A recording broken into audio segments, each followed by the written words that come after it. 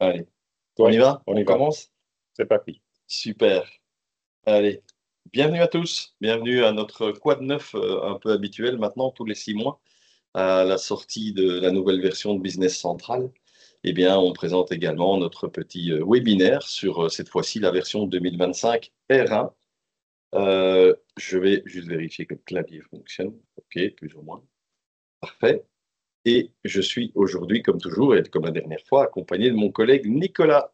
Je vais lui laisser la parole à Bonjour. Nicolas. Oui, pour ceux qui ne me connaissent pas, je suis Nicolas Lamrex, Partner Account Manager ici de chez Continia, donc responsable pour nos partenaires francophones au niveau commercial. Et moi, pour ceux qui ne me connaissent pas, je suis Business Solution Manager au sein de chez Continia. Donc, j'aide évidemment les partenaires durant leur implémentation. Je donne aussi les formations aux partenaires, le support, les projets. Je donne un coup de main aussi à Nicolas de temps en temps sur les gros projets, etc., etc. On va le faire à la suite. Ouais. Donc, l'ordre du jour pour ce call, on commence avec Expense Management. Les nouveautés, on passe à Document Output ensuite. On va terminer avec Document Capture et la module e-Documents et les nouveautés dedans. Pour Continua Sustainability, on a prévu un webinaire spécifique le 5 mai, donc dans moins d'un mois. Et vous pouvez vous inscrire via le lien que vous voyez là, dès que vous avez reçu la présentation. Pour les questions-réponses, si vous voulez, vous pouvez les mettre dans le chat. Et après le webinaire, on va voir si on peut répondre sur vos questions. Oui, en effet, si jamais on n'arrive pas à répondre à toutes les questions durant le webinaire, ne vous inquiétez pas, on répondra justement, comme vient de le dire Nicolas, dans le chat, dans la conversation après le webinaire, cet après-midi ou la semaine prochaine, si c'est nécessaire. Ouais. Bon, ouais. D'accord. Euh, donc, on commence avec Expense Management, les nouveautés dans notre 2025 R1 release. Et je passe la parole à Fabrice pour ça. Oui, merci. Alors, les nouveautés, on va voir certaines fonctionnalités durant la démo, différentes démos aujourd'hui sur Expense, évidemment, Output et Document Capture. Chaque fois, quelques présentations. Tout ne sera pas, évidemment, ce n'est que 1 heure et demie, donc on ne sait pas tout démontrer, mais vous aurez bien entendu, comme l'a dit Nicolas, la documentation aussi, la présentation après le webinaire. Qu'est-ce qu'il faut retenir des nouveautés Expense Management? C'est le regroupement des écritures pour les groupements. Une nouvelle Factbox, tout ça on va voir d'ailleurs tout à l'heure dans les quelques écrans que je vais vous montrer concernant Expense, l'amélioration de la gestion des types de règlements, des actions aussi d'approbation directement inclus sur l'écran des dépenses, l'affichage des détails aussi dans les groupements, ça c'est quelque chose qui est vraiment génial parce que ça a été demandé, je sais, par les clients, par les partenaires bien entendu, et aussi par nous quand même, les consultants. Donc ça c'est quelque chose que je vais vous montrer aujourd'hui. On peut aussi valider une dépense sur un projet, mais indépendamment du remboursement, etc., etc. On a maintenant un traitement des avances qui pouvait être déjà effectué à l'époque de manière manuelle. Ici, on l'a intégré par défaut, je dirais, en standard pour pouvoir au moins montrer l'idée aux utilisateurs et aux consultants. Et des champs de description séparés aussi, une page de remboursement des dépenses améliorée. Dans le détail, ça veut dire quoi? Ça veut dire qu'aujourd'hui, vous allez avoir dans la configuration d'Expense Management, mais je vais vous montrer ça tout à l'heure, dans la section des groupements, la possibilité de regrouper ou séparer les différents types de frais, les différents types de documents dans une note de frais sur un groupement. On va voir ça tout à l'heure. Voilà déjà le résultat, mais je vais vous montrer ça en live évidemment, d'un groupement où nous avons séparé les frais. La Factbox, intéressante aussi par rapport à un per diem, puisqu'à partir de maintenant, on a quelque chose d'un peu plus clair pour ceux qui connaissent, parmi peut-être les clients ou les consultants qui connaissent bien les per diem. Le calcul, vous savez très bien que le calcul n'est pas toujours évident à lire et à comprendre. On a amélioré les choses avec un aperçu lié vraiment au per diem en question et surtout des détails liés à ce per diem. Là aussi, je vous montre ça tout à l'heure avec des chiffres un peu plus, enfin, des montants en tout cas un peu plus parlants. Au niveau de type de règlement, on a maintenant la possibilité aussi, depuis le type de règlement en question, Mastercard, Visa Card, peu importe, la possibilité de le sélectionner ou pas depuis l'application et ou évidemment depuis le portail, toujours lié avec un compte spécifique, éventuellement sur le type de carte.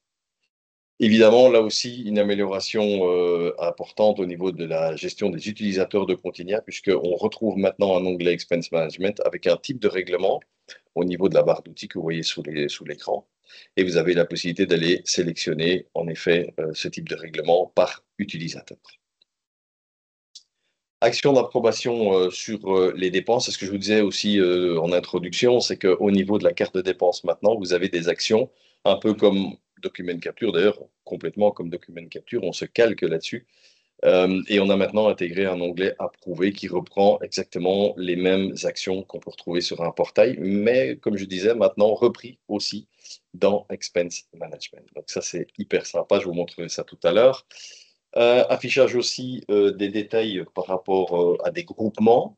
Là, vous allez voir aussi que ça devient beaucoup plus intéressant, puisque, et ça aussi, je sais que ça a été demandé par beaucoup de gens, puisqu'à partir de maintenant, on a la possibilité, depuis un groupement, non pas de travailler uniquement sur des colonnes, mais aussi de pouvoir reprendre en détail une dépense. Je rentrerai un peu plus dans le détail tout à l'heure durant la démo.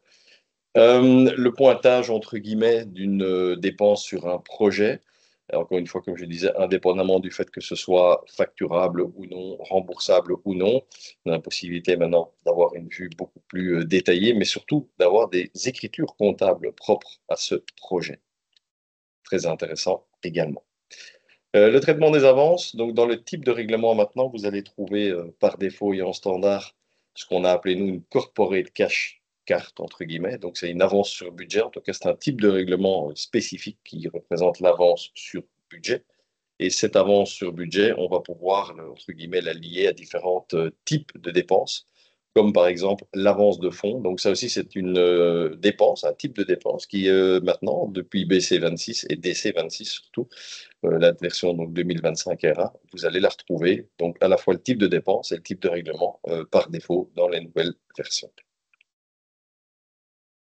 Petite information intéressante sur la description, les champs de description qui sont maintenant séparés. On avait un seul champ à l'époque avec, c'était intégré, on avait une description pour les dépenses, une autre description pour le per diem, etc.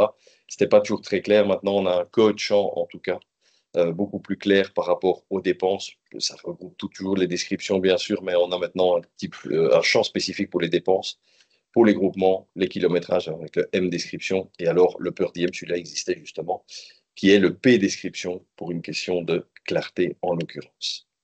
Je vous montre ça au niveau de l'environnement de démo. C'est quelques petits écrans et comme ça, on va voir en live comment ça se passe. Alors, pour commencer, on va peut-être prendre dans un premier temps une dépense simple. Okay. J'ai donc toutes les solutions évidemment installées sur mon environnement. C'est un environnement aussi, j'aime bien expliquer ça pour ceux qui me connaissent, c'est un environnement de démo depuis le portail, la Partner Zone en fait. Et donc, c'est vraiment un portail de démo ici que vous pouvez retrouver évidemment à partir de maintenant tous les partenaires, bien sûr, avec la version 2025 RA. Si je prends une dépense ici, juste pour vous montrer l'écran d'approbation qui est maintenant intégré au niveau des dépenses, qu'est-ce qui a été modifié ici? On peut déjà voir le statut est en approbation suspendue, évidemment. Et j'ai la possibilité ici de pouvoir aller plus loin dans le détail de cette dépense. Jusque-là, c'est du standard, mais j'ai surtout la possibilité maintenant, sur le bouton approuver ici, de pouvoir directement depuis la dépense, c'est ce que je disais tout à l'heure, approuver, rejeter, transférer, mettre en attente, etc., etc., etc. OK? Donc ça, c'est déjà la première nouveauté directement liée aux approbations de Expense. Si je reprends maintenant ce que je vous ai parlé par rapport au regroupement des écritures, là aussi, c'est quelque chose qui a posé beaucoup de problèmes, ou en tout cas, ce avec quoi les utilisateurs et les clients, évidemment, in fine, ne sont pas toujours satisfaits. On a maintenant intégré une option là-dessus, c'est dans la configuration d'Expense Management.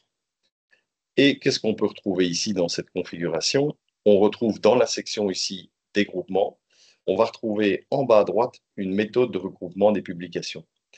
Et moi, dans mon environnement ici, évidemment, on a le choix, bien sûr, de faire une entrée, d'enregistrer une entrée unique par note de frais ou d'enregistrer des notes de frais, hein, de les enregistrer en comptabilité, de les comptabiliser par type de document séparé.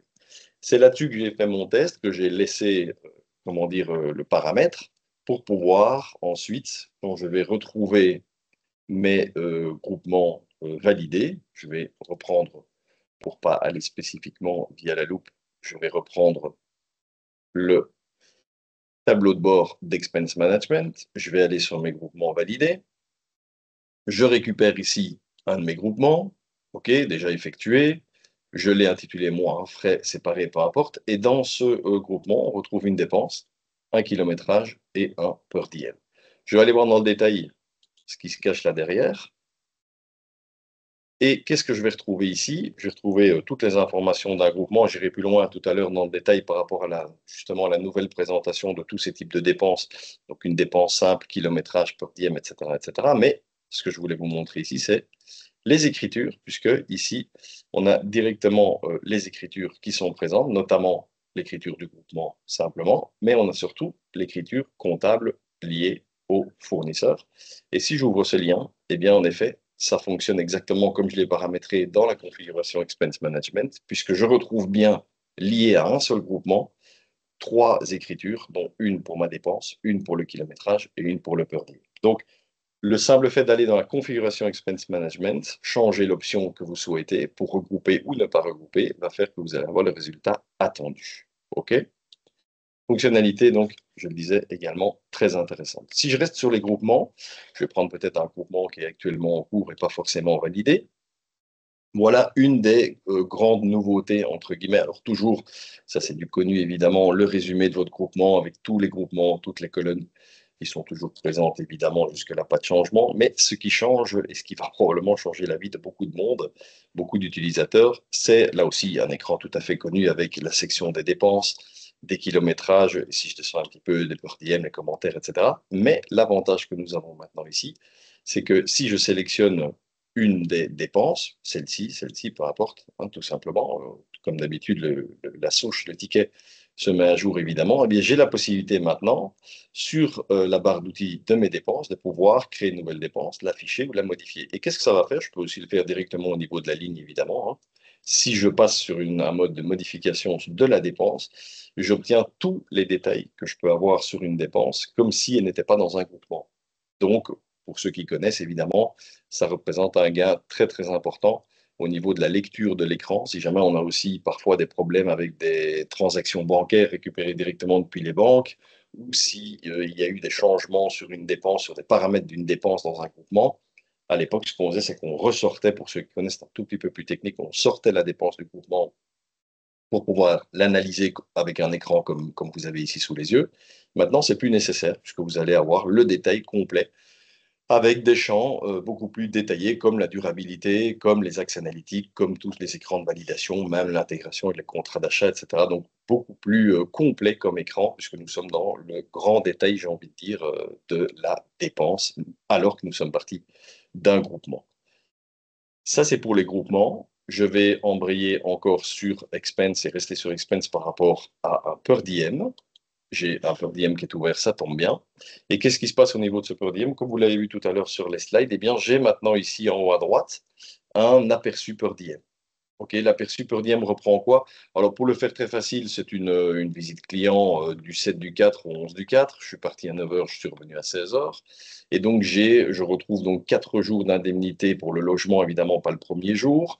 Donc, j'ai bien passé 4 nuits. J'ai 3 indemnités journalières pour le repas, 2 indemnités pour les demi-journées, évidemment. J'ai paramétré ça aussi en première et dernière journée comme des demi-journées avec des montants remboursables différents, évidemment, des taux un peu différents. Et j'ai de la déduction. Alors jusque-là, OK, c'est un bel aperçu. Avoir les indemnités totales, avoir les déductions en négatif et avoir, entre guillemets, un grand total d'indemnités, c'est bien. Mais on peut encore aller plus loin. En cliquant sur la petite flèche du bas, on peut carrément aller voir les détails de notre per diem, jour par jour, avec les différents frais, les différentes indemnités. Donc, on voit ici que le premier jour, je suis sur une indemnité repas demi-journée, et donc j'ai fixé ça à 120 euros. Par contre, j'ai une déduction de moins 25 euros sur la journée. Pourquoi? Parce que je n'ai pas pris le petit déjeuner. Évidemment, je ne suis pas arrivé le premier jour à l'hôtel, je suis arrivé directement chez le client. Voilà la raison, je n'ai pas pris le petit déjeuner, donc voilà la raison pour laquelle c'est retiré. Le deuxième jour, je suis en full indemnité pour le logement et pour les repas. Le mercredi, pour ceux qui sont déjà venus en formation Expense, qui connaissent un peu l'exercice, j'ai par exemple été déjeuner avec un client, donc je n'ai pas pris le déjeuner sur cette journée-là, donc ça a été déduit évidemment de mes indemnités journalières. Donc chaque fois, j'ai un total un petit peu ajusté, en tout cas différent. Le jeudi, également une journée complète pour tous les postes. Et le dernier jour, là aussi, j'ai évidemment un logement à comptabiliser. J'ai des indemnités repas, mais je n'ai pas pris le dîner. Alors pourquoi c'est 120 euros alors que les autres jours, c'est 135? Simplement parce que j'ai un paramètre différent, comme je le disais, pour la première, ici aussi, et dernière journée, c'est-à-dire 120 euros. Bref, une fois que vous avez les montants, les indemnités pour le logement, pour les repas, etc., que vous connaissez bien sûr les repas, vous avez tout un calcul ici qui, je pense, est beaucoup plus clair à comprendre. Je ne me suis pas basé sur le temps ou les heures passées, je me suis basé sur des forfaits en demi-journée, etc.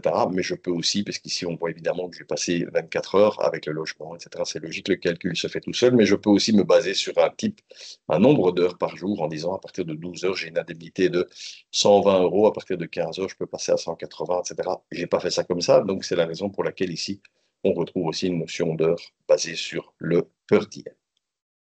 Voilà ce que je voulais vous montrer au niveau de expense management. On va passer maintenant sur le module suivant. Je relance la présentation et on va passer maintenant sur Document Output. Oui. Je laisse la parole à Nicolas. Merci Fabrice. D'accord, donc la solution suivante, c'est Document Output. Tout d'abord, une brève introduction pour les gens parmi vous qui connaissent peut-être pas la solution, pas encore. Donc, avec Document Output, c'est notre outil de distribution des documents. Donc, on peut faire, vous voyez là à gauche, de l'automatisation concernant l'envoi des documents. On peut définir des files d'attente de travaux pour l'envoi des emails et aussi des documents électroniques. On peut envoyer en arrière-plan, on peut planifier les envois, et on a un réglage du récepteur détermine. Donc, le réglage du récepteur, excuse-moi, détermine l'adresse email. Beaucoup de variations qui sont possibles aussi, donc multiples modèles pour le même type de document. On peut appliquer une variante modèle basée sur la valeur d'un axe analytique ou d'un champ. On peut personnaliser les textes des emails, donc l'éditeur HTML, et on a des modèles multilingues.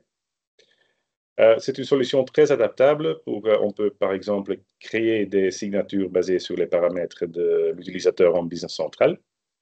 On peut configurer le contenu à inclure dans un délai spécifié. Et on a des profils d'envoi individuels par destinataire. Donc, quelles sont les nouveautés maintenant dans le nouveau release? On a une intégration de fichiers dans un fichier XML maintenant. Donc, on peut envoyer n'importe quel fichier avec le document XML. On a des filtres sur les tâches planifiées par lot, donc pour un traitement par lot précis et efficace. Une guide de configuration pour, par exemple, des relevés automatiques plus faciles. Autorisation de suppression du log pour atténuer la suppression involontaire des logs. Et une nouveauté qui arrivera dans les brefs délais, l'intégration avec l'intelligence artificielle qui va aider la création des textes email en des différentes langues. Donc ça, c'est encore à venir. Voilà. Voilà. Alors, concernant le flux de travail, c'est aussi quelque chose qui est connu au sein de Document Output. Quels sont les documents, les possibilités, donc les documents intégrés, repris depuis Business Central, les possibilités, le mode de distribution, les destinataires. Pour le faire très simple, évidemment, la force de Continia, peu importe la solution, c'est l'intégration Built Insight dans Business Central.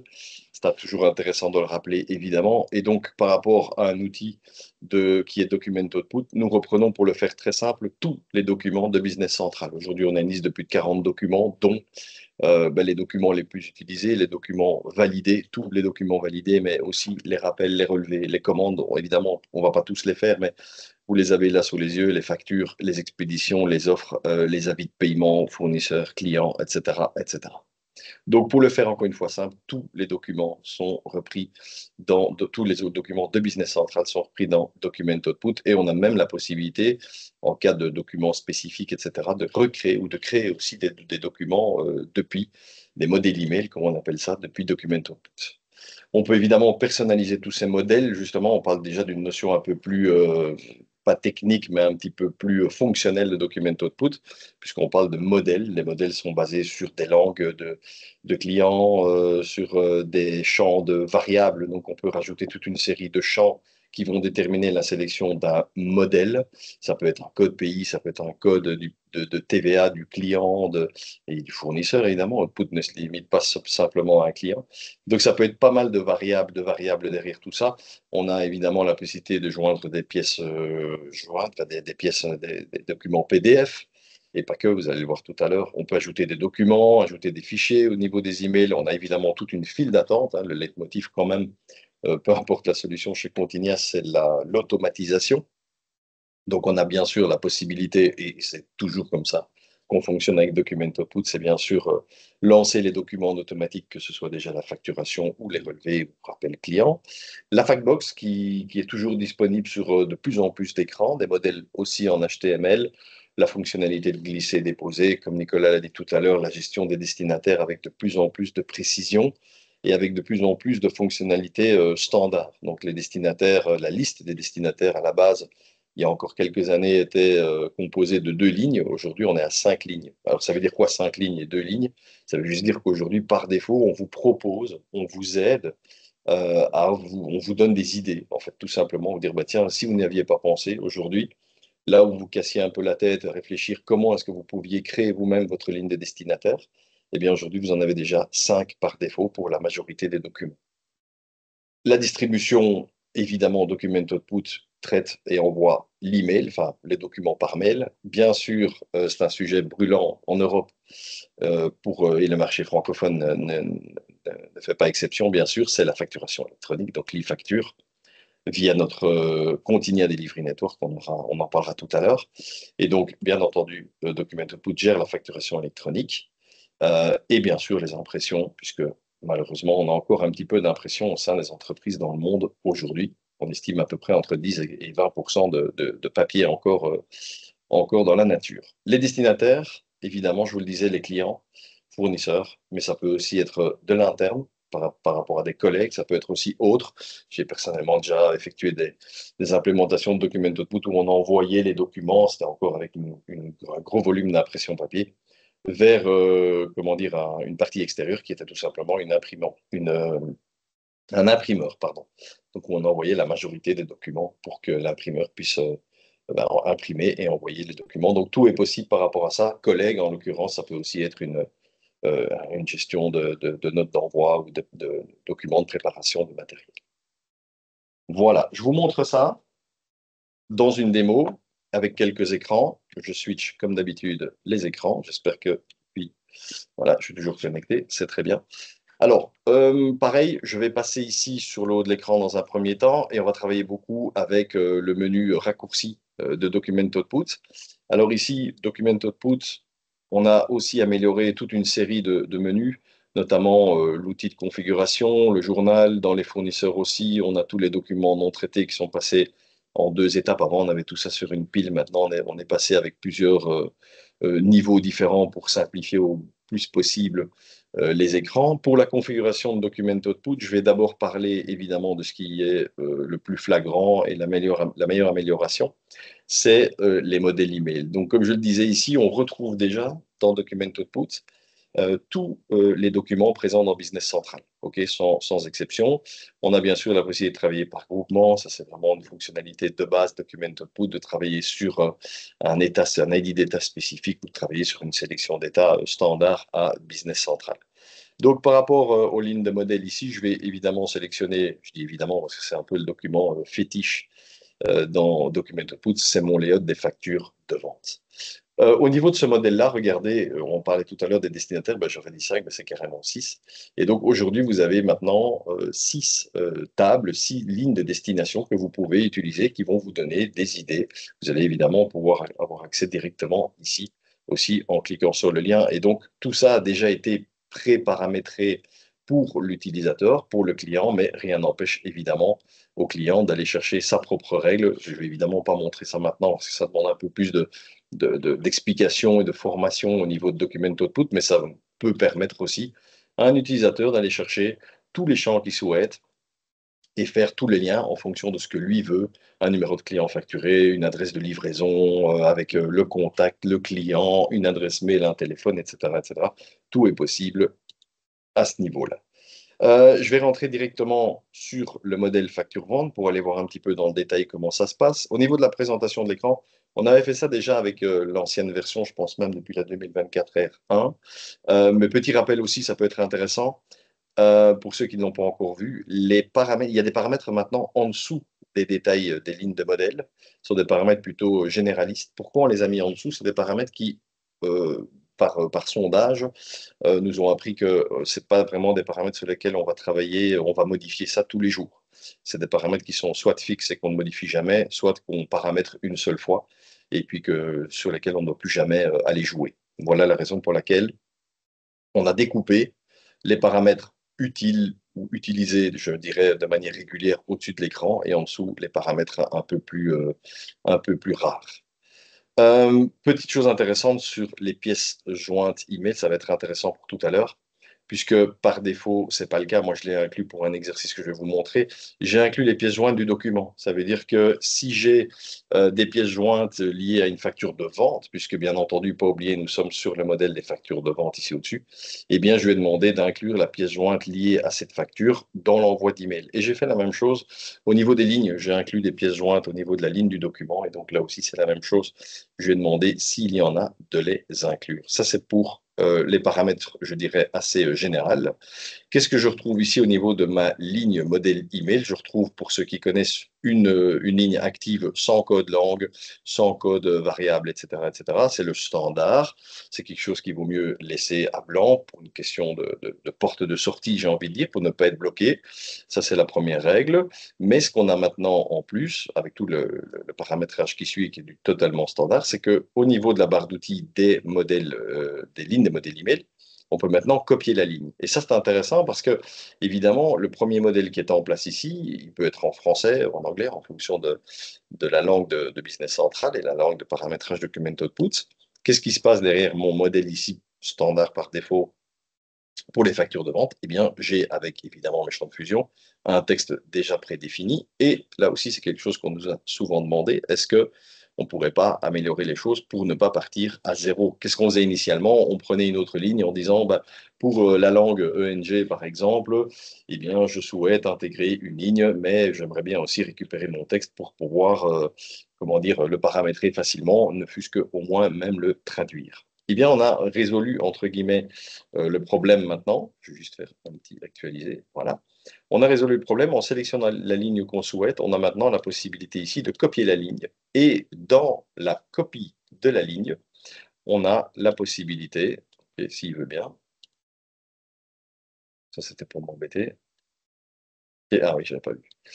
Alors, on y revient.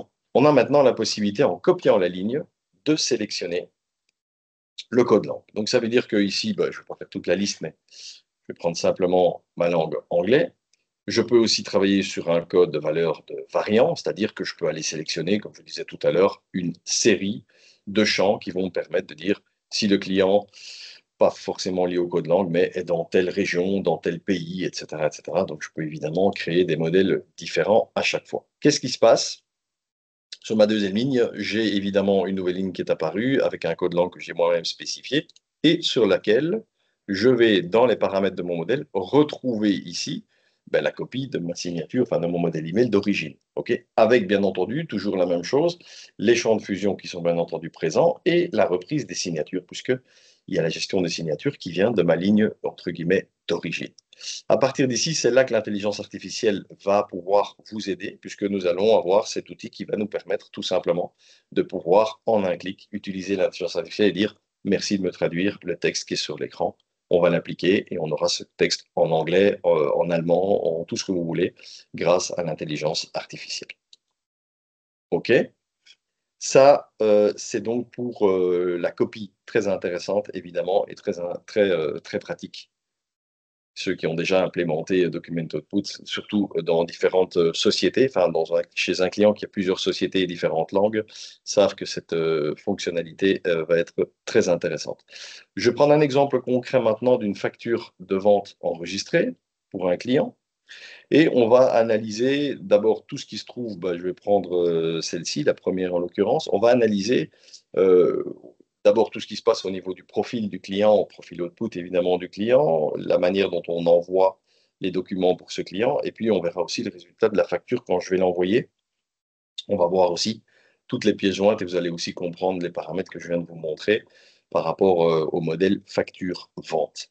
Alors, la première chose qu'on va faire ici, on va aller vérifier, je peux le faire soit évidemment directement depuis la fiche client ici, on va aller vérifier ça dans quelques instants, mais la première chose que je constate par rapport à la Factbox Document Output, c'est que j'ai déjà un destinataire qui est placé, qui est fixé, paramétré sur PayPal BIS3, un doc-i, et ou aussi mon adresse email qui est reprise. Pourquoi mon adresse email est reprise? Elle est reprise pour tous les clients, parce que dans un environnement de test, c'est toujours l'adresse email de la personne qui a créé l'environnement qui est reprise pour éviter évidemment chez des clients d'envoyer des factures de test sur des emails existants, sur des clients existants, éviter de faire des erreurs par rapport à des envois en masse. Donc, qu'est-ce qui se passe au niveau des profils? On va aller prendre la fiche client pour que ce soit évidemment plus précis. Fiche client standard, bien sûr, Business Central. On retrouve la Factbox sur le côté de Document Output et le profil, en effet, Output, que je vais aller chercher ici. Et je constate que j'ai un profil Output qui, pour ce client, est basé sur le PayPal BIS3. Donc, ça, c'est déjà la première chose. Qu'est-ce que j'ai comme profil là derrière? Je peux avoir une liste résumée ou succincte. Vous allez comprendre tout à l'heure pourquoi je dis ça. On peut sélectionner un profil email, email plus print, donc c'est email évidemment plus l'impression, PayPal BIS3, juste de l'impression. On peut travailler avec des profils comme le X-Rechnung qui sont actuellement présents en standard, mais on ne supporte plus d'une dizaine de formats. Et le Zookfert aussi qui est spécifique à certains pays en l'occurrence. Donc ici, qu'est-ce qu'on a fait? On a simplement pour ce client fixé le protocole, enfin le code en tout cas, PayPal BIS3. OK. Alors vous allez me dire, OK, ou la réaction pourrait être, OK, mais sur la facture, il y avait quand même une gestion d'une adresse email avec. C'est ce que Nicolas a présenté tout à l'heure au niveau des nouvelles sorties ou du PDF embarqué. Je vais même pas aller par le menu en fait, comme ça, il n'y a rien à retenir. Je vais aller par Document Output et je vais aller chercher dans la configuration les profils Output pour aller un peu plus dans le détail là-dessus. Et donc, on retrouve toujours en gras ici les codes qu'on a vus tout à l'heure depuis la fiche client, email, email print, PayPal BIS3, print, X-Rechnung et Zookfert. Mais on retrouve en dessous de chaque profil document, enfin e-facturation, on retrouve des profils qui ont été dédoublés, j'ai envie de dire, mais avec des exceptions ou avec des règles spécifiques par type de document. Donc, on peut, quand on envoie un avoir de service via PayPal, on peut lui donner des règles spécifiques. C'est pareil pour les avoirs de vente, les factures de service et aussi les factures de vente, bien entendu. Je vais justement parler de cette ligne-là. Donc, si j'envoie une facture de vente avec PayPal, via le billet PayPal, j'ai évidemment la description, mais ce n'est pas très important. Dans ma colonne, je vais juste modifier la liste pour que ce soit un peu plus clair pour tout le monde. Au niveau de ma colonne email, j'ai le choix d'envoyer à partir d'ici un PDF ou un XML et ou les deux. Okay. Dans ce cas-ci, j'ai choisi les deux. Pourquoi? Parce que le créer PDF /A, c'est spécifique au Zookfert. C'est déjà un format qui permettait d'embarquer le PDF directement dans l'XML. C'est historique.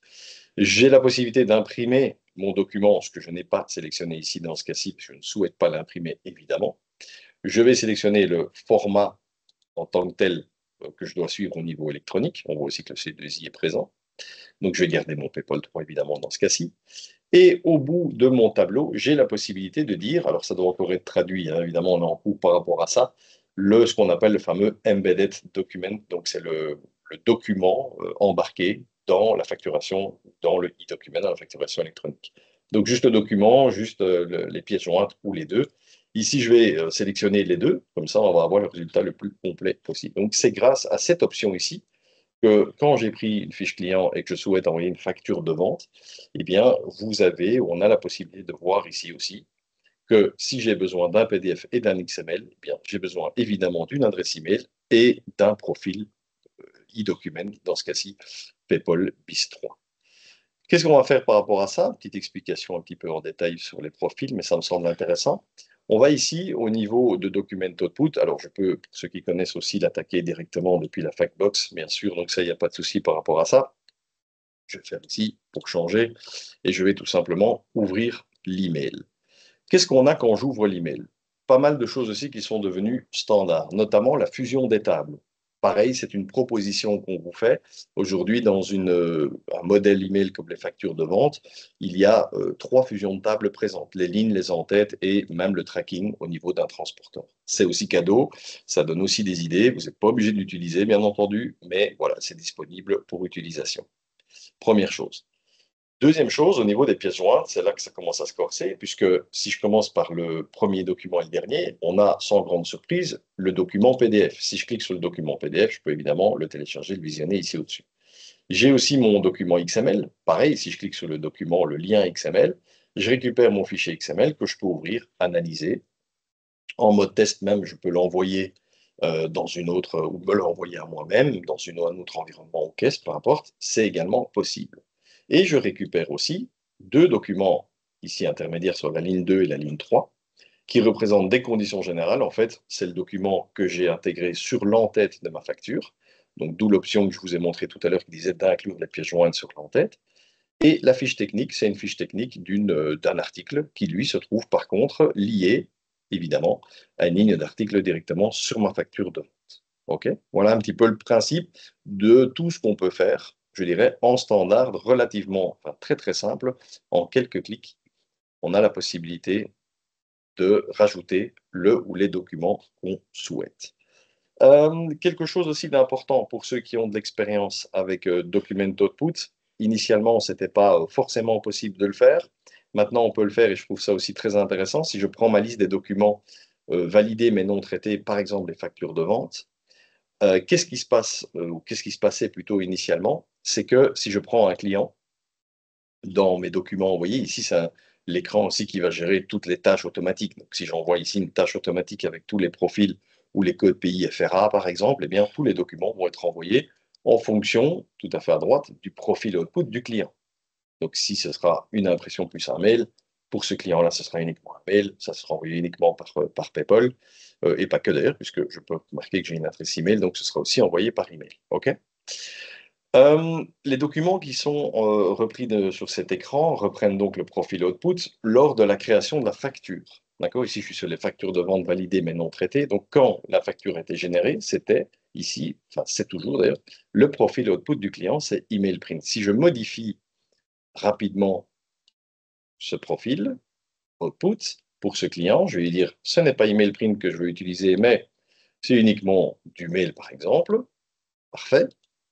Au moment où je vais quitter cet écran, même si ici je peux refaire un F5, si je peux même enlever un filtre histoire de rafraîchir l'écran, malheureusement pour ce client-là, je reste sur de l'email print. OK? On a maintenant un outil qui permet de manière extrêmement rapide dans la configuration, c'est lié par le batch, par des tâches. J'ai la possibilité maintenant de mettre à jour les profils output sur les documents. Par défaut, on a tous les documents de vente, d'achat de service. Je ne vais évidemment pas tous les faire pour gagner du temps. Je vais prendre les factures de vente, l'entête des factures. Je vais valider ça. Il me dit que ça va prendre du temps, oui et non. Je vais reprendre ma pile des factures de vente. Et pour mon client Cloud, je suis maintenant passé non plus en email print, mais en email. Ça permet vraiment de se sortir de pas mal de petits soucis. Donc ça, c'est vraiment intéressant. Et une belle fonctionnalité aussi, surtout quand on démarre en production, pour ceux qui l'ont déjà implémenté. Document Output, c'est vraiment très, très utile. Alors, relevé automatique et automatisation des documents, surtout des relevés et des relances. Dans la configuration, on a maintenant aussi un menu qui s'intitule Documents automatiques et qui va vous permettre de créer vos propres règles de relevé par rapport à des calculs. Donc ici, on en a une par défaut, comme d'habitude, hein. On commence jamais à blanc. Si je prends une nouvelle ligne ici, eh bien, comment ça va se traduire? Je vais par exemple prendre un code d'une balance qui n'existe pas encore dans le système, qui est une balance à 15 jours, par exemple. J'ai la possibilité ici de créer une nouvelle balance parce que ce qui est dedans ne me convient pas. Et donc là aussi, pareil, en quelques clics, j'ai la possibilité ici de choisir ma sortie journal ou email. Et en cliquant sur ma description, je vais avoir un guide assisté qui va me permettre de dire qu'est-ce que vous voulez faire. On reste sur le journal, le code c'est celui-là. Le code email du modèle email peut être un relevé, une relance ou d'autres documents, très facile. Je vais faire suivant. Je reste dans une écriture de période. Là aussi, c'est extrêmement simple de comprendre les choses. C'est en cours de traduction aussi. Donc ici, il va y avoir un service pack qui va sortir avec les traductions qui seront reprises. Et donc, vous allez avoir une explication ici à chaque fois de toutes les différentes options en français dans le texte. C'est plutôt bien fait. Ici, la possibilité, toujours avec le maximum d'explications, d'avoir une date de début de période et de fin de période. Si je fais ici la première entrée, la date de la première entrée, la date de la dernière, par exemple, je vais terminer sur suivant. Je prends un intervalle là qui va par contre être vraiment important. C'est les fameux J, année, mois, etc. Donc c'est la première lettre des périodes souhaitées. Et pour l'intervalle d'envoi, je ne vais pas sélectionner un jour spécifique sur le mois, par exemple. Enfin, ça c'est une date spécifique sur le mois ou plus en dessous, un jour spécifique sur la semaine. Je vais laisser tout comme ça. Je vais faire suivant. Je vais laisser tout ça à blanc et je vais terminer. OK? Une fois que c'est terminé, on peut constater que la prochaine date d'envoi est déjà dans 15 jours. Donc, tout a bien fonctionné. Et j'ai créé en quelques secondes une balance sur 15 jours que je vais pouvoir, bien sûr, maintenant automatiser, bien sûr, par un batch, par une tâche planifiée, et que je vais pouvoir aussi paramétrer de manière complètement automatique sur les fiches des clients, par exemple.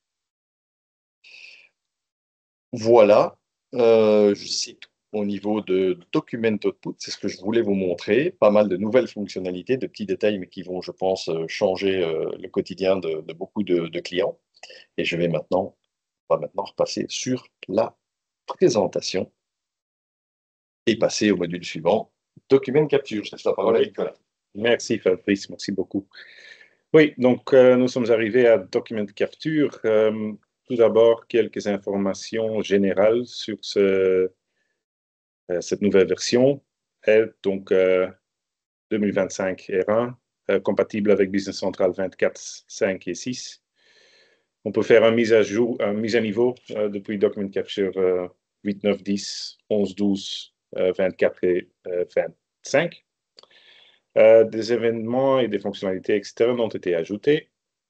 On peut voir le journal de modification. Et on a encore notre portail d'approbation web, évidemment. Les spécificités par pays. On a fait quelque chose pour la Suisse, donc le traitement des codes QR sont étendus. Et pour la Belgique, on a une identification client-fournisseur par numéro d'entreprise maintenant. Ensuite, les améliorations générales sur l'expérience utilisateur. Tout d'abord, donc la fonction exécuter le contrôle de documents n'affiche désormais que les documents ayant échoué lorsque vous lancez cette fonction dans le journal de contrôle des documents. Le lien vers les pages Learn est maintenant inclus dans l'assistant de configuration. On a maintenant des messages et des commentaires qui sont enrichis. On a ajouté des champs pour Sustainability, pour notre module de durabilité, c'est-à-dire. On a enrichi les concordances avec les commandes et les réceptions. Et on a fait une mise à jour de l'intégration avec la module Container Sustainability aussi. Oui, voilà. On tourne à Fabrice. Ouais, merci. Documents et modèles. Alors, on va passer en revue en détail et après, évidemment, sur l'environnement, les différentes améliorations, prise en charge de la visionneuse. Je ne vais pas lire les titres parce qu'il y a des slides spécifiques par rapport à ça. Vous aurez la présentation, bien sûr, mais on va parler ici de l'aperçu du PDF de manière générale, la combinaison de la reconnaissance des lignes manuelles et de l'IA. C'est très intéressant et on va aussi voir comment on peut faire un changement de catégorie, hein, déplacer un document de catégorie dans la même société et dans des sociétés différentes, en intersociété par exemple.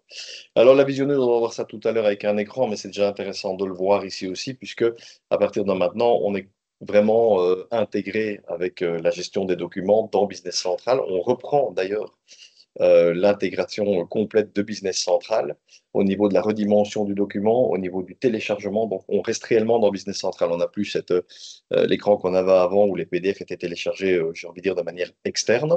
Dans Business Central 25, on avait encore dans nos solutions, en Document Capture, on avait, pour ceux qui le connaissent, cette barre un petit peu verticale et double barre, ou la double barre verticale, qui permettait de jouer un petit peu avec la taille du document. Maintenant, dans BC 26, c'est plus simple, on va placer sa souris avec, on va récupérer une flèche, enfin des flèches évidemment, et on va pouvoir jouer sur l'aperçu du document d'une manière un peu plus facile aussi peut-être éventuellement. Donc évidemment c'est du natif, donc c'est du full standard et donc géré par la Factbox encore une fois de Business Central. C'est limité à 50% de la zone de l'image. Ce qui, je pense, dans la majorité des cas, sera bien sûr suffisante. Uniquement, on en a parlé assez sur PC 26. Ça, c'est quelque chose qui va évidemment aussi révolutionner, je pense, la détection des lignes. Là où on pensait à un moment que l'IA ne pouvait pas dépasser les 80% de lecture des factures, eh bien, on peut maintenant monter à bien plus que ça grâce à la combinaison, en effet, des deux mondes, puisque maintenant, on peut à la fois travailler sur l'IA, et aider l'IA avec le côté manuel. Donc, on va travailler sur des valeurs ou valeurs et légendes, ça dépend un petit peu. Donc, sur des informations que c'est un peu plus compliqué à capter, on va laisser l'IA travailler et on va aider l'IA en entraînant la valeur que l'on souhaite reprendre. Je vous montrerai ça tout à l'heure sur les différentes démos. Les champs inclus par défaut, articles ou références, vous l'appelez comme vous voulez, la description, les quantités et bien sûr les prix unitaires et le montant total de la ligne. Les déplacements ou le déplacement des documents devient aussi beaucoup plus simple. Pour déjà déplacer un document, ça arrive évidemment encore souvent de déplacer un document qui a été envoyé sur la mauvaise adresse email, par exemple, glissé dans une mauvaise catégorie. On peut maintenant le déplacer de deux manières différentes et très très rapides. Je vous montrerai ça depuis la barre d'outils ou depuis la colonne code catégorie document. C'est une colonne à rajouter, mais qui peut être très utile en effet si vous travaillez avec toutes les catégories de documents qui permettent d'ossériser un document dans Document Capture. Et on a aussi été plus loin avec ça en poussant cette fonctionnalité non pas seulement dans une société, mais dans différentes sociétés. Donc maintenant, on peut déplacer, ça on a toujours pu le faire d'ailleurs, déplacer un document vers une société, mais en plus de le déplacer dans une société, on peut maintenant aussi sélectionner le code de catégorie et on récupère dans toutes les catégories de documents qui se trouvent dans l'autre société et on va pouvoir sélectionner sa société. Ici sur l'écran, il n'y a qu'une société, mais évidemment, vous aurez toutes les listes, la liste de toutes les sociétés où Document Capture est activée et vous allez pouvoir choisir à la fois la société et le code de catégorie. Je vous montre déjà ça, les quelques écrans ici que j'ai, qui sont intéressants, concernant notamment, on va commencer par ça, la reconnaissance basée sur l'IA et sur le côté manuel. Alors, j'ai pris ici un document, par exemple, ici, du fournisseur Node Publisher, peu importe. Pour vous expliquer l'écran, j'ai déjà, tout à l'heure, pour l'exercice qui va venir, et là, justement, le changement de catégorie, ben, j'ai rajouté cette colonne parce qu'elle n'était pas par défaut. J'ai rajouté aussi une colonne désignation dans laquelle je pouvais aller rentrer des commentaires tout à fait personnels que j'avais envie de rentrer, des aides-mémoire dans ce cas-ci, mais peu importe, c'est aussi assez utilisé. Alors oui, sans aller trop vite d'ailleurs, regardez l'écran, hein, je suis à mon avis pas loin des 50%, voilà c'est le cas. Donc ça c'est la petite différence en effet qui change au niveau de l'aperçu du document. Bien entendu, le zoom du document intégré à Document Capture ne change pas, c'est tout à fait standard évidemment. J'ai préparé les champs d'entête avec toute la détection qu'il fallait, j'ai pas de commentaires dans la section en dessous. Qu'est-ce que je vais faire pour ce fournisseur-là, puisqu'on parlait de la détection des lignes, je vais passer sur mon écran de détection de ligne via la fiche document. Et là, quelques explications quand même, puisque je me retrouve avec mon fournisseur, avec un certain numéro de modèle. C'est nouveau aussi, j'ai la possibilité de changer le numéro de modèle si jamais il en existe plusieurs à partir de la détection des lignes, c'est sympa. Et par défaut, au niveau de mon modèle, par exemple, ce que j'ai fait, j'ai demandé une reconnaissance des lignes. OK? Donc, par défaut, j'ai dit, parce que j'ai peut-être fait des masters différents, etc., mais pour ce fournisseur, quand une facture rentre dans le système, je n'ai pas envie de, moi, activer la reconnaissance des lignes basée sur l'IA. Je voudrais que le système le fasse tout de suite. C'est ce qui s'est passé ici. Et donc, j'ai bien mes lignes qui ont été détectées sur le document. On le voit aussi, évidemment, via les cadres bleus qui sont ici présents. Je récupère bien mes articles. J'ai une traduction de mes articles déjà dans la base de données. C'est très bien. J'ai ma quantité, mes coûts unitaires et mon total de lignes. Jusque-là, tout va bien. Sauf que si je regarde un petit peu plus près, je peux constater que ma description a été reprise pas de manière très propre, puisque j'ai des textes en plus, j'ai probablement les quantités qui se trouvent au bout de la ligne, etc. Et donc, c'est là la fonctionnalité de cette fameuse combinaison entre le côté manuel et le côté IA, puisque si je me place sur mon champ ici, sur lequel je suis description, eh bien, je vais aller sur le document, je vais sélectionner uniquement la valeur, puisque pour ceux qui le savent, l'IA ne nécessite plus une utilisation des légendes, le côté manuel, c'est évidemment nécessaire, et je vais indiquer à l'IA, non, je voudrais au niveau de ma description reprendre le texte qui se trouve ici. Donc, j'ai entouré avec le clic gauche de ma souris, fonctionnalité de base de Document Capture, j'ai entouré la valeur que je souhaitais. Je constate ici que le résultat est déjà correct. Ce texte est bien plus intéressant. Voilà, il a bien été repris du document. Et vous allez me dire, oui, mais et pour les autres lignes? Eh bien, pour les autres lignes, puisqu'on a intégré le côté manuel avec l'IA, eh bien, l'IA a retenu ma modification manuelle, mon aide manuelle en disant, OK, je sais ce que je dois prendre. Je dois prendre le texte qui se trouve sur la deuxième ligne de chaque article. Et donc, c'est ce qu'il a fait ici immédiatement. Donc ça, c'est totalement correct et c'est terminé. Le travail est terminé à partir d'ici. Donc, c'est de l'entraînement pur et dur d'une facture avec une reconnaissance basée sur l'IA et sur le côté manuel. OK?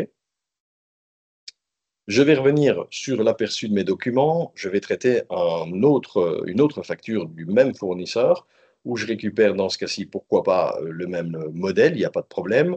J'ai tous mes champs d'entête qui ont été détectés et on peut même aller plus loin maintenant, puisque si je reprends ma fiche document, donc l'écran de la reconnaissance des lignes, sans grande surprise ici, ben, je suis toujours basé sur l'IA, bien entendu, puisque je suis sur le même numéro de modèle.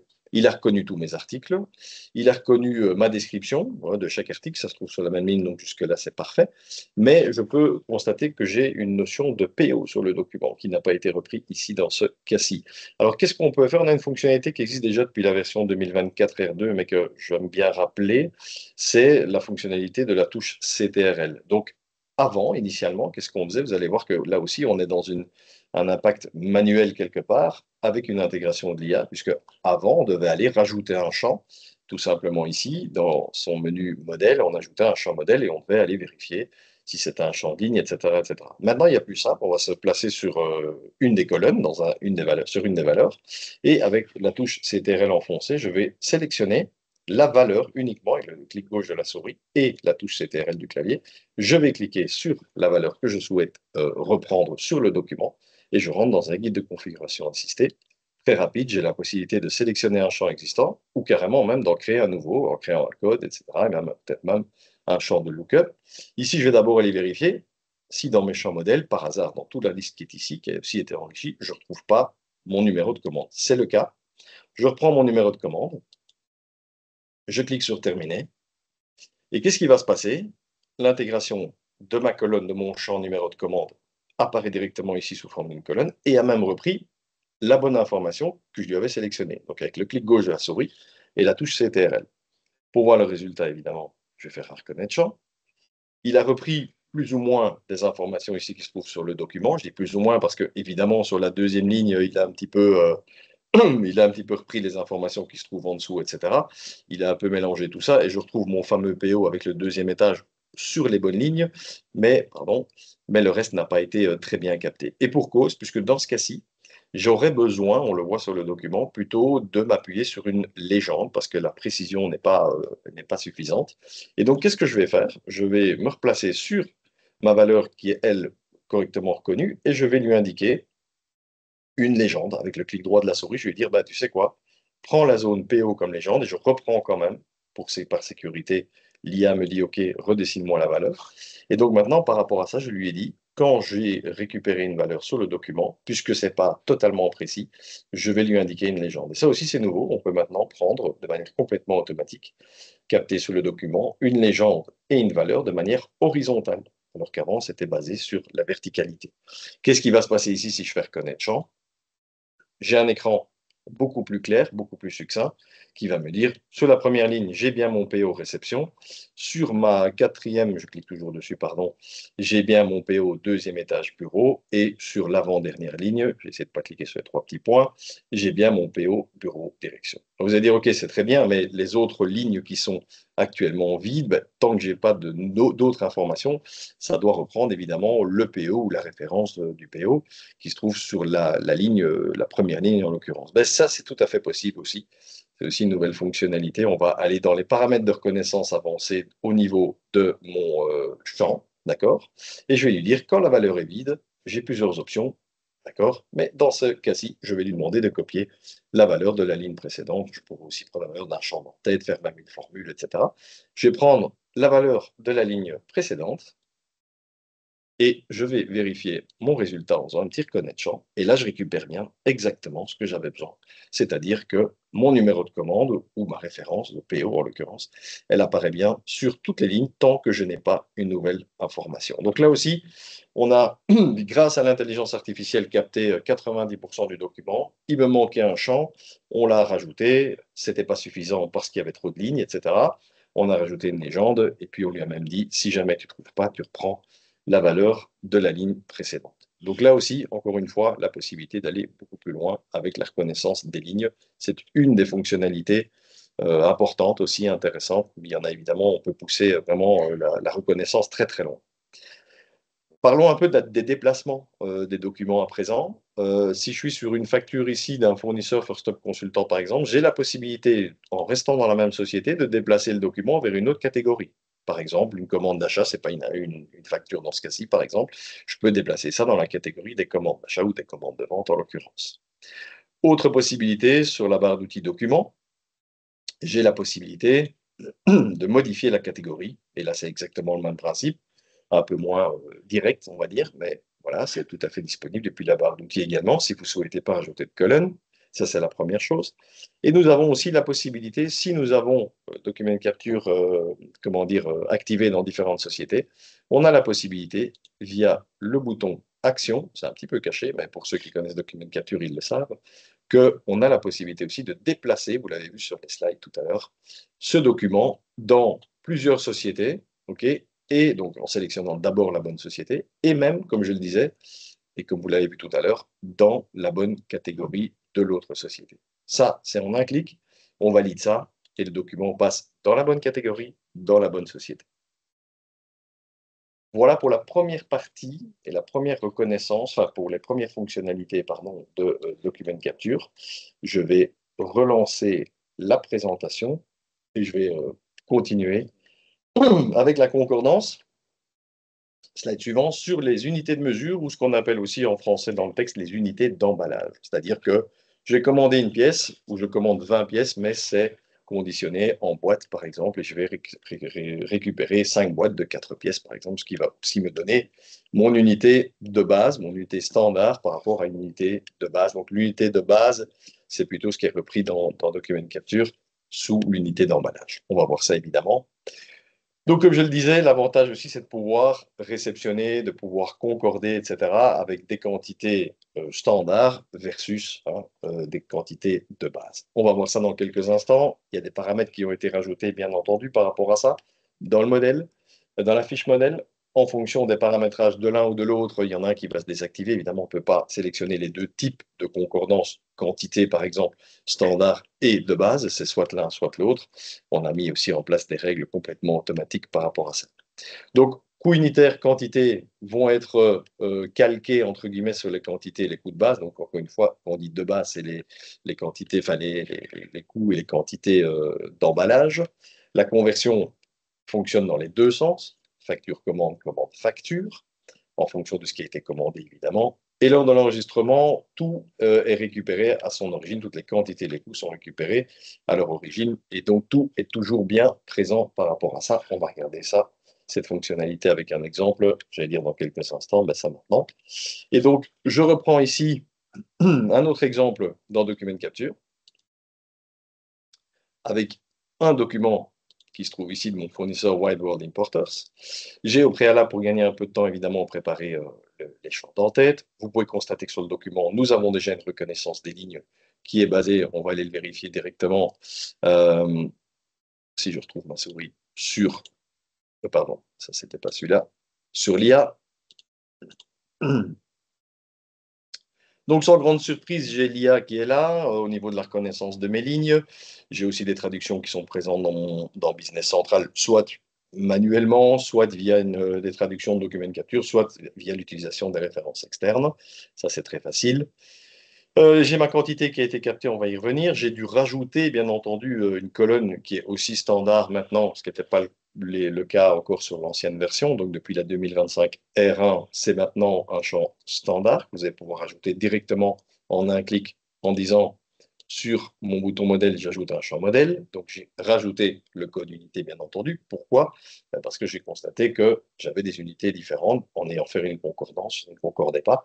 J'ai donc rajouté l'unité pour contrôler ça. Alors, l'unité PCS, on peut aller voir dans la table, existe réellement, donc c'est facile, j'ai capté l'information PCS sur le document, c'est une unité qui existe dans mon système.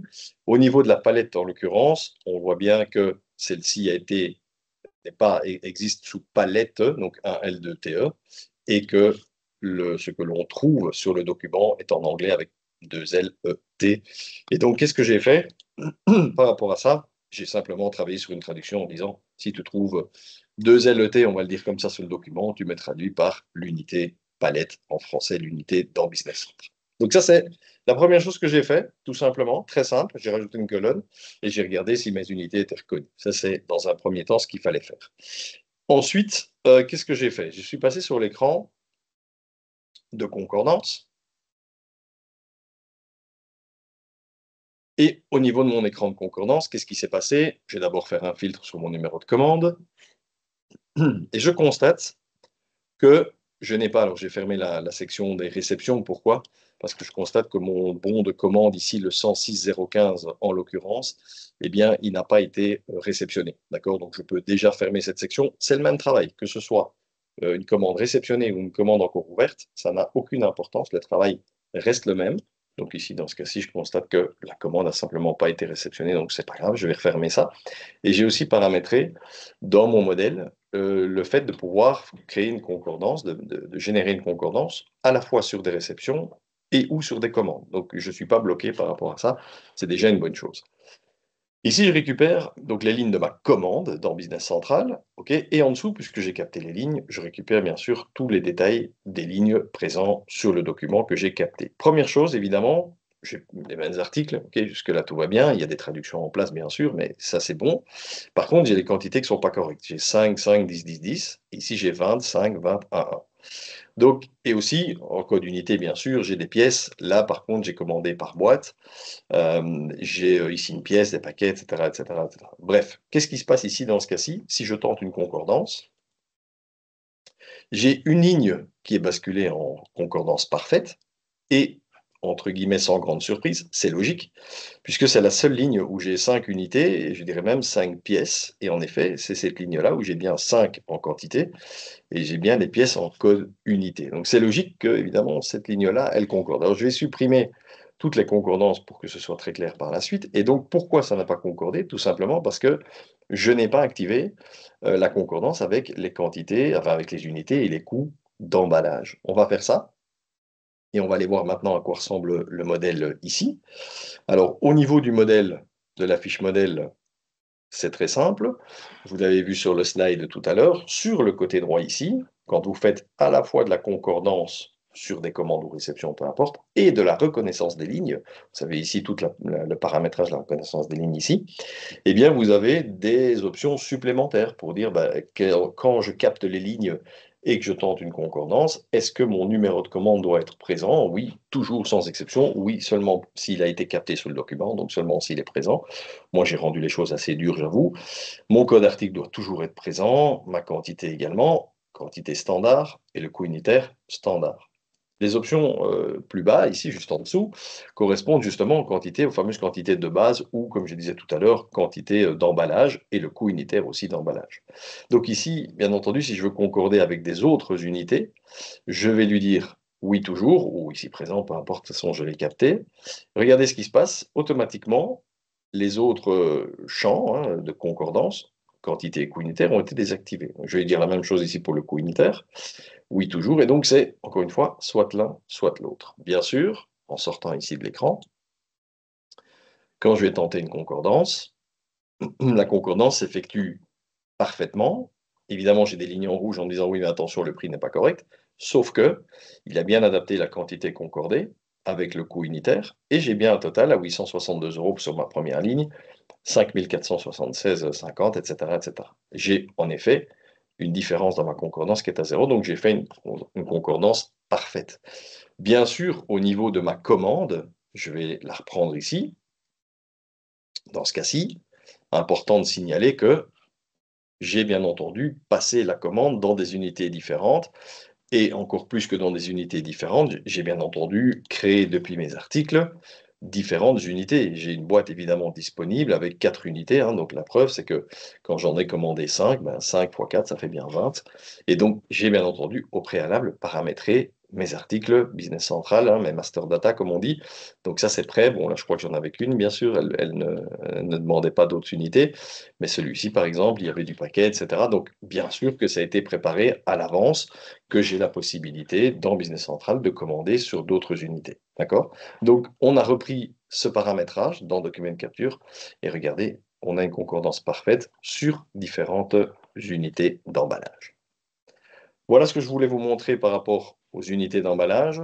Très important, forcément demandé par beaucoup de partenaires, surtout quand on travaille dans le monde de l'industrie. Donc, une fonctionnalité qui, je pense, va être intéressante pour beaucoup de clients. Et on passe sur le e-document et je laisse la parole à Nicolas pour cette session. Merci Fabrice. Oui, donc on continue avec e-documents, c'est notre module inclus dans Document Capture pour gérer les documents électroniques, la partie réception et la partie envoi. Maintenant, on peut faire une participation au Continuous Delivery Network, qui est connecté au réseau PayPal, par exemple, en test. Donc, on peut assurer un démarrage en testant les paramètres avant de vraiment commencer à envoyer des fichiers via un réseau. Donc, ça a été demandé par beaucoup de gens et à partir de maintenant, c'est disponible le mode test.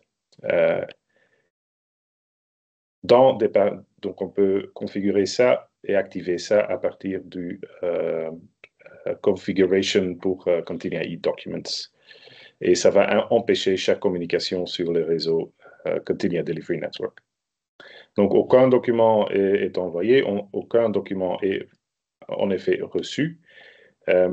Et tous les documents électroniques qui sont pris en charge peuvent être renvoyés en mode test. Donc, normalement, on ne peut pas renvoyer des fichiers, mais on peut le faire en test.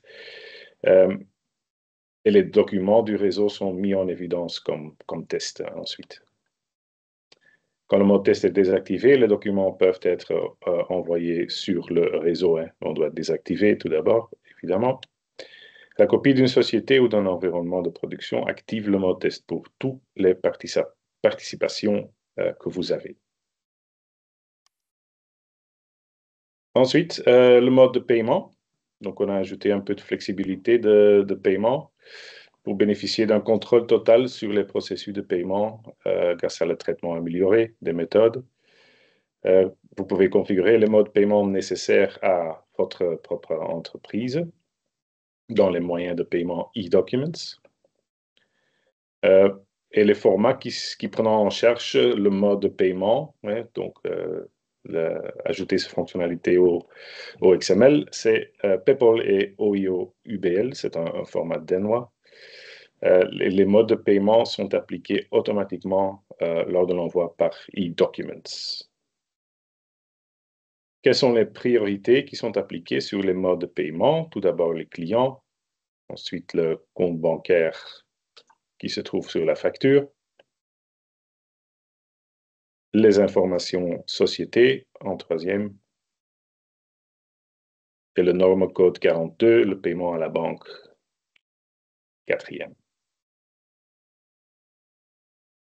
Quel compte bancaire est utilisé maintenant pour les documents sortants? Compte bancaire de la société, le compte bancaire par défaut ou par devise. Ah, et je suis déjà passé à la facturation électronique en France. Oui, alors, je vais prendre la parole, ça intéresse personne, évidemment, la facturation électronique en France. Alors, les dernières nouvelles relativement fraîches, bon, tout le monde sait, je pense, pour en tout cas les Français qui sont ici aujourd'hui autour de la table, virtuelle, mais quand même, que ben, ça bouge beaucoup au niveau du marché français, avec des organismes comme l'AFNOR qui sont maintenant partie prenante de toute la réglementation en vigueur avec la DGFiP, etc., etc. Alors la bonne nouvelle, c'est que Continia est en cours de conformité PDP. Nous avons vu une série de... On a analysé d'abord les choses en interne pour devenir nous-mêmes PDP. On aura probablement... On a plus suivi ce chemin-là pour une raison probablement plus de temps et vraiment d'investissement de temps, parce que les clients et les partenaires, en l'occurrence, ont besoin de réponses. Donc, on n'a pas repris cette piste-là actuellement, d'autant plus qu'il y a d'autres sociétés en France, des partenaires PDP qui sont toujours sur liste, entre guillemets, d'attente ou temporaire, en attente de validation en tout cas. Et donc, on a contacté les 5 plus grands acteurs. Nous avons eu des réunions avec tous ces gens-là. D'abord Nicolas et moi-même. Et puis maintenant, nous sommes passés à un niveau, entre guillemets, supérieur, puisque nous avons fait intervenir tous les gens importants du Danemark chez nous. Donc, les gens de la direction, le manager aussi de la cellule e-document. Donc, les choses avancent. On a retenu deux partenaires potentiels avec lesquels nous sommes en pleine discussion. Donc ça avance bien et on espère avoir quelque chose, une réponse officielle et surtout une communication très très très rapidement pour pouvoir, en effet, on travaille sur beaucoup de choses, hein, pas seulement devenir partenaire avec un PDP, ça peut être en marque blanche, marque grise pour ceux qui connaissent, mais on veut aller plus loin évidemment, parce que comme vous l'avez entendu, par rapport même au e-document, nous ne traitons pas que des factures, on peut aussi faire de la e-commande hein, et de la réponse de e-commande. On aimerait aussi que notre partenaire PDP puisse le gérer à un moment ou à un autre, peut-être pas au 1er septembre 2026, mais en tout cas c'est quelque chose que nous, on a mis sur la table aussi. On voudrait aussi pouvoir, comme c'est le cas aujourd'hui avec PayPal, hein, pour les autres pays, pour la Belgique notamment, on voudrait aussi pouvoir avoir effectuer une intégration avec cette plateforme PDP, comme on le fait aujourd'hui avec PayPal, c'est-à-dire directement intégré dans Business Central par le partenaire ou par quelqu'un qui a suffisamment de droits chez le client pour pouvoir demander sa participation au réseau PayPal. On aimerait faire exactement la même chose avec la plateforme PDP. On a de toute façon les formats qui devraient, bon, on en a beaucoup plus évidemment, mais ça ne nous fait pas peur pour le moment. On a déjà depuis bien 2, 3 ans les formats comme C2I, FactureX évidemment, UBL aussi bien sûr de longue date. Et donc encore une fois, qu'est-ce que nous avons mis sur la table aussi, c'est tout ce qui est intégration des PDF aujourd'hui dans PayPal et grâce à PayPal. Donc dans Document Output, en l'occurrence, c'est intégré depuis 2024 R2, mais pas en standard, entre guillemets. Donc on a d'autres versions, on a des types de documents, on a aussi des exemples, hein, on peut vous donner aussi toutes ces sources-là pour pouvoir les intégrer. Donc ça, il n'y a pas de problème. Donc ça, vous faites un ticket au niveau du support et on peut vous donner tous les trucs et astuces pour pouvoir intégrer un document PDF depuis Document Output. Pour le e-document, je sais que j'ai eu quelques demandes par rapport à ça de certains partenaires. C'est pas prévu actuellement, ça va être prévu en 2025 sur la version 2025 R2, donc d'ici 6 mois. Le e-document pourra aussi embarquer le PDF dans un fichier XML. Donc aujourd'hui, on a développé aussi une solution qui est aussi disponible sur demande, une app, et donc qui permet aussi de pouvoir être utilisé, même dans e-Documents, mais ce sera en natif, encore une fois, sur la version 2025 R2. Et pour toutes ces demandes, un peu spécifiques, entre guillemets, il suffit de nous faire un ticket et on vous donne les sources, on vous les met à disposition. Alors, petite démo ici, sur les moyens de paiement. Je vais revenir sur ce slide-là d'abord. Donc, je reprends un écran ici. Au niveau du e-document, ce que je voulais d'abord vous montrer dans un premier lieu, c'était ça. Donc, je suis passé sur une autre société, entre guillemets, sur le même tenant, bien entendu, qui représente la société e-fournisseur. Donc, c'est juste un fournisseur qui est capable de recevoir et d'envoyer, via le module e-document, évidemment, des documents au format électronique. Donc, je vais d'abord vous montrer, dès le départ, vous allez activer le module e-document dans une entreprise.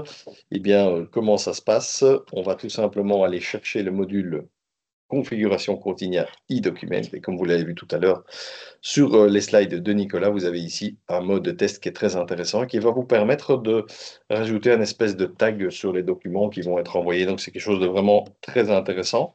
Et ce tag, il ressemble à quoi? Eh bien, dès le départ, où je vais du côté, par exemple, fournisseur, peu importe, chercher mes factures de vente enregistrées. Si j'envoie ou je génère un fichier XML, eh bien, regardez, on a une colonne directement visible sur le statut e-document qui m'indique que ça a bien été un document test et donc ça n'a pas été envoyé vers le réseau PayPal ou vers la PDP qui sera en vigueur d'ici quelques mois, évidemment. OK? Au niveau des modes de paiement, au niveau des différents moyens de paiement, comme on a vu tout à l'heure, là aussi, quelques améliorations. Je pense que ça reste encore un peu théorique pour beaucoup de monde parce qu'on n'a pas encore démarré avec, le e-document ou avec la facturation électronique obligatoire. Je pense que quand ça va être obligatoire, ça va être très intéressant pour tout le monde. Comme on l'a dit tout à l'heure, on se base sur un code ici, par exemple à Payment to Bank, on va se baser sur un code standard et international qui est le code 42.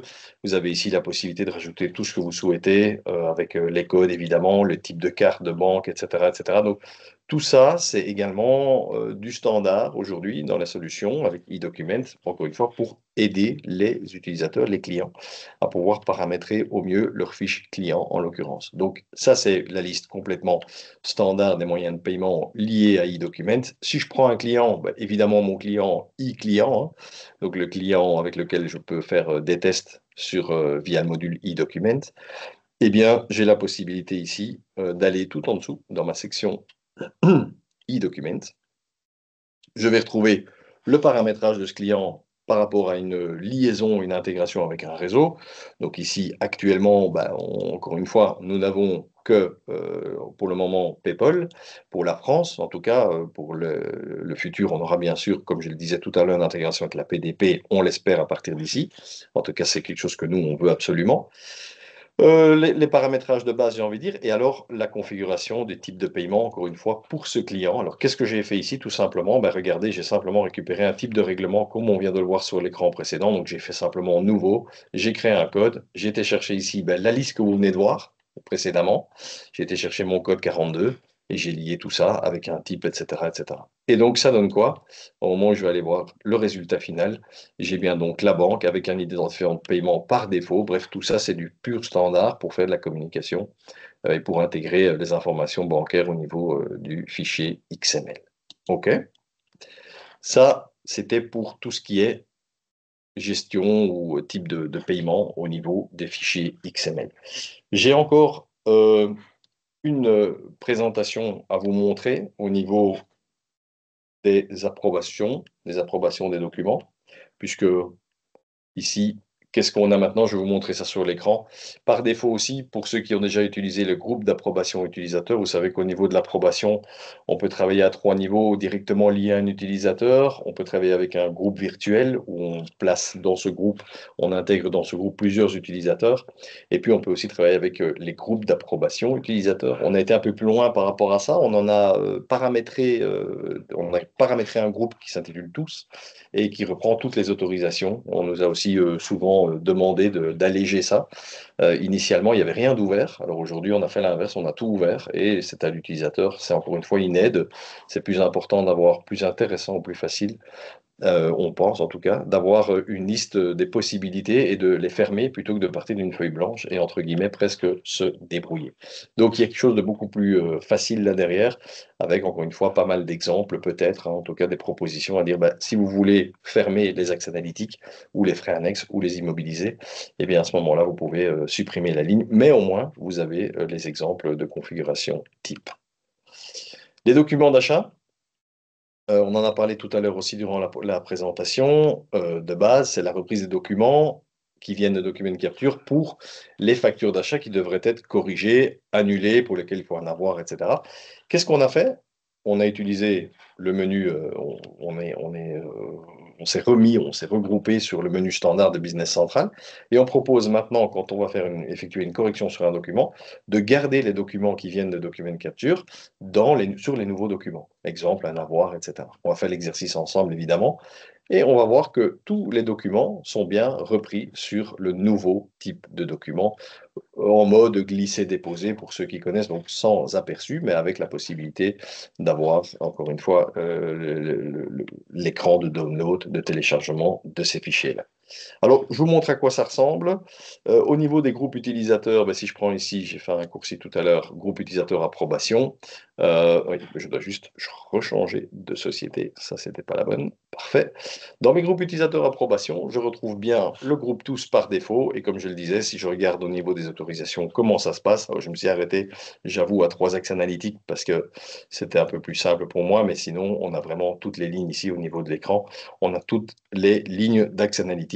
Tout actuellement est autorisé. Encore une fois, ça donne des idées au niveau des utilisateurs et l'utilisation quotidienne avec la solution. Pour la correction d'une facture, si je prends par exemple les factures d'achat enregistrées, je me dis, bah, tiens, je voudrais essayer de corriger un document où j'ai fait une erreur ici dessus, bah, prenons par exemple celle-ci de First Up Consultant. Je vais ici avoir la possibilité de corriger le document avec différentes options, corriger, annuler, etc.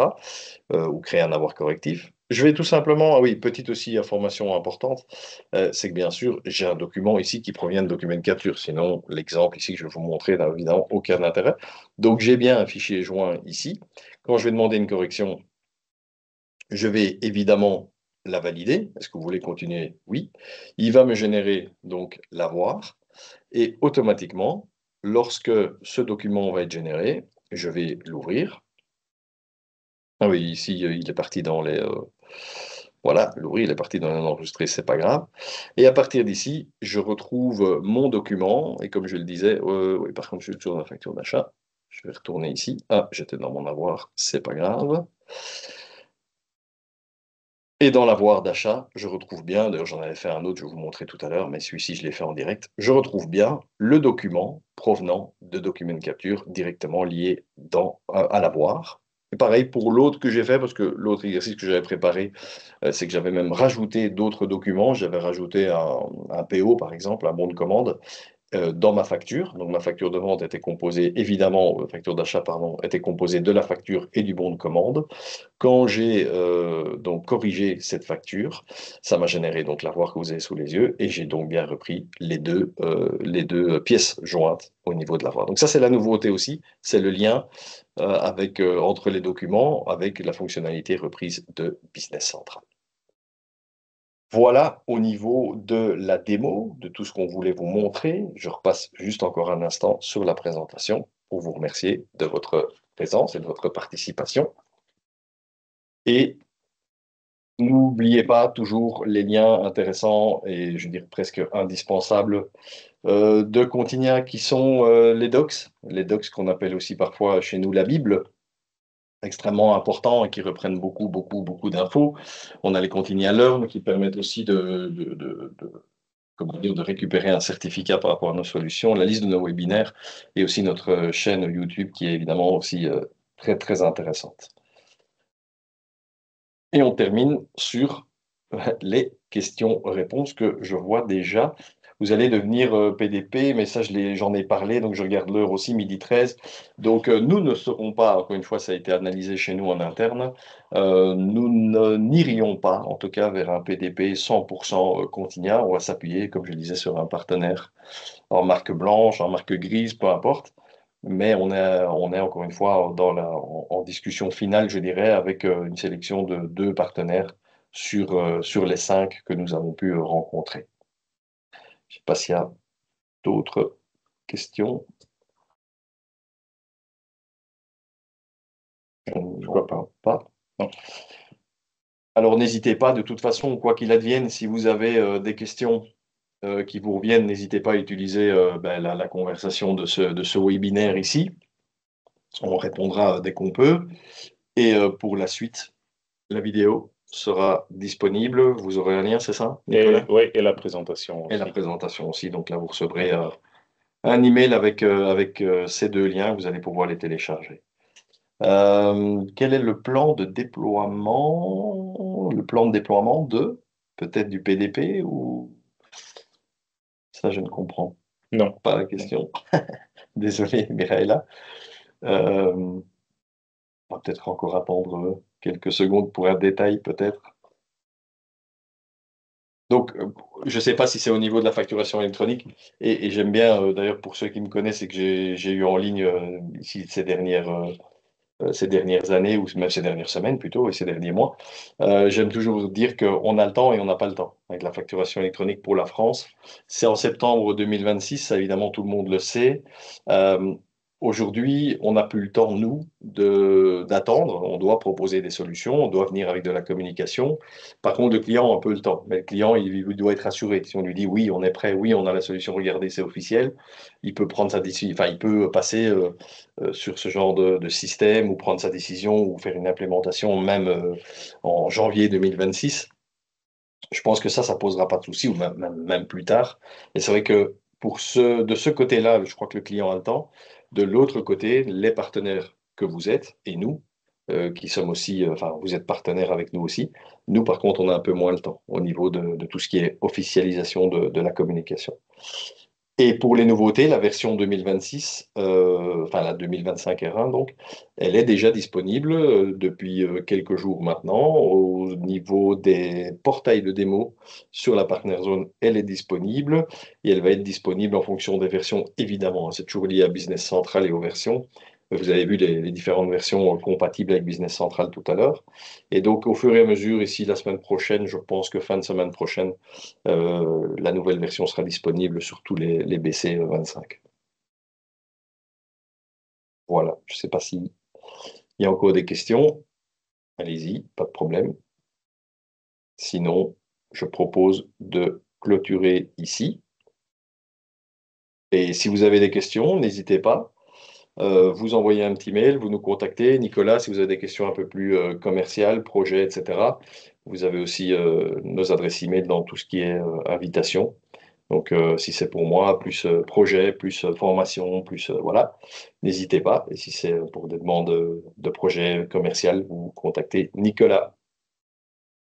Oui, merci pour votre temps et votre attention et aussi de mon part à la prochaine. Merci. Merci, à bientôt. Au revoir.